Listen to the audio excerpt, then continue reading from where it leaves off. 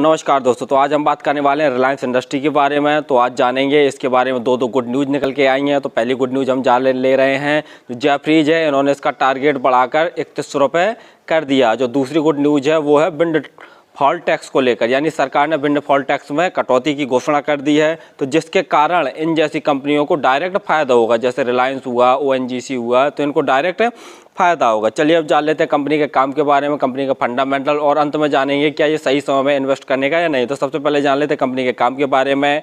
तो Reliance industry refining, तेल, gas, petrochemicals, दूरसंचार, रिटेल और मीडिया, इन क्षेत्रों में सक्रिय रूप से काम करती है। जाने ले रहे हैं विंडफॉल टैक्स के बारे में। तो विंडफॉल टैक्स एक ऐसा टैक्स होता है जो सरकार के द्वारा अप्रत्याशित लाभ होने पर लगाया जाता है। अप्रत्याशित का मतलब है अचानक लाभ हो जाए, ना तो हम उसमें निवेश करें ना ही कुछ काम करें। तो जैसे देख लिया जाए तो जैसे रशिया यूक्रेन युद्ध चल रहा है, ऊर्जा की विशेष रूप से मांग चल रही है, तो जिसके कारण कंपनियों ने अपने डीजल हुआ, पेट्रोल हुआ और या गैसेस हुआ, इनके दाम बढ़ा दिए हैं। तो जिसके कारण इन कंपनियों को अचानक बहुत सारा लाभ हुआ है।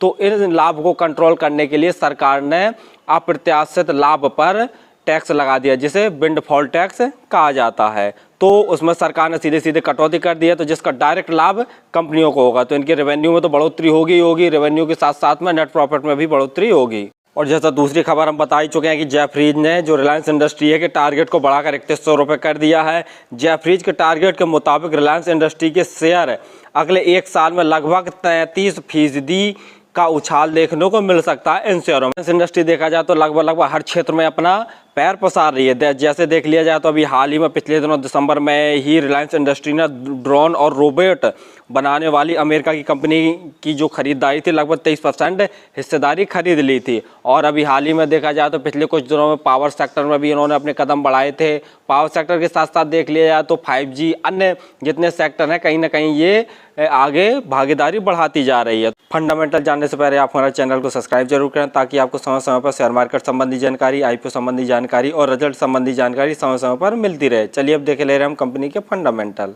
कंपनी का मार्केट कैप देखते हैं तो 15,77,363 करोड़ का कंपनी का मार्केट कैप है। स्टॉक का PE देखते हैं तो 24.8, इंडस्ट्री का PE 10.8, यानी देखा जाए तो ये अभी थोड़ा सा महंगी चल रही है कंपनी। और ये रिलायंस इंडस्ट्री हमेशा कंपनी महंगी ही चलती रहती है अपनी इंडस्ट्री के PE से। ROCE देखते हैं तो 9.24 है, ROE 7.94, यानी ROE भी ठीक ठाक है। कंपनी के ऊपर कर्जा थोड़ा सा ज़्यादा है, 3,16,000 करोड़ का कंपनी के ऊपर लगभग कर्जा, जो कि थोड़ा सा ज़्यादा है। वहीं देख लेते हैं प्रमोटर होल्डिंग 50.5% है, और इनकी एक भी परसेंटेज शेयर है वो गिरवी नहीं रखे हुए हैं।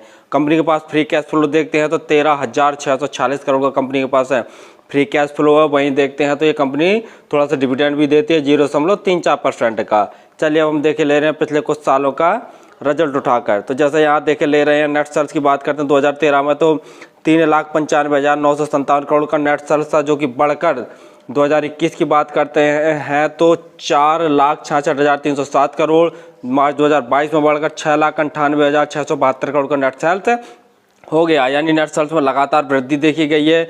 वहीं हम देखे ले रहे हैं नेट प्रॉफिट। तो 2013 की बात करते हैं तो नेट प्रॉफिट देखते हैं तो 20,886 करोड़ का नेट प्रॉफिट हुआ था कंपनी को।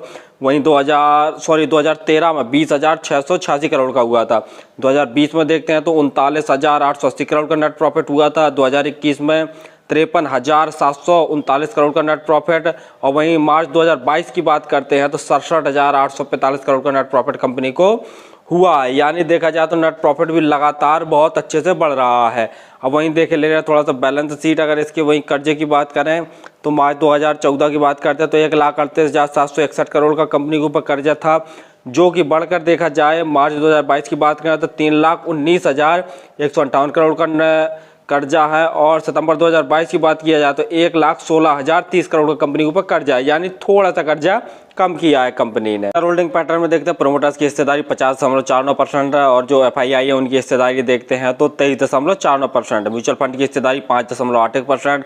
वहीं इंश्योरेंस कंपनियों की हिस्सेदारी देख लेते हैं तो 8.56% है। DII की हिस्सेदारी देखते हैं तो 1.08%, और हम जैसे रिटेल भाइयों की हिस्सेदारी है 10.57% है, यानी शेयर बहुत दमदार है। तभी FII, म्यूचुअल फंड, इंश्योरेंस कंपनियां बहुत ज़्यादा इन्वेस्ट किए हुए हैं।